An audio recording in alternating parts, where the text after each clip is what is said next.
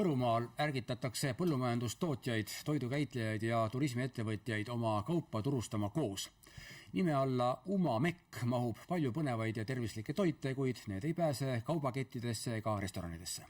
Täna püüdsid tippkokad, mahetootjad ja arenguagentuuri töötajad Võrumaa kutsehariduskeskuses näidata, kuidas vanu retsepte uuel moel kasutada. Eesti eri piirkondade toidutegemise ja maitseerinevused jõuavad vanadest retseptiraamatutest ja vanaemade köökidest kodude toidulauale ja restoranidesse, kuid võiks jõuda palju rohkem. Tänane Võrumaa toidutegemise ja turustamise õppepäev näitas, et Uma Mekk ehk kohalike toidutootjate ja valmistajate koostöö hakkab lõpuks ometi tegelikkuseks saama.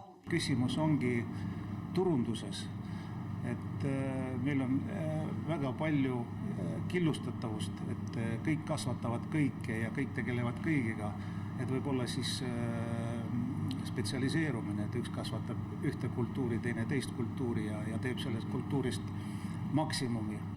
Uma Mekist võiks kujuneda Lõuna-Eesti toidukaupa ühendav märk, sest Uma Mekki ehk maitset on tunda kõikjal. Orapera ökotalu perenaise Liisi Kutkina taimeteed, toorsalat pähklikõrvitsast, püreesupp maapirnist või õunamagustoid.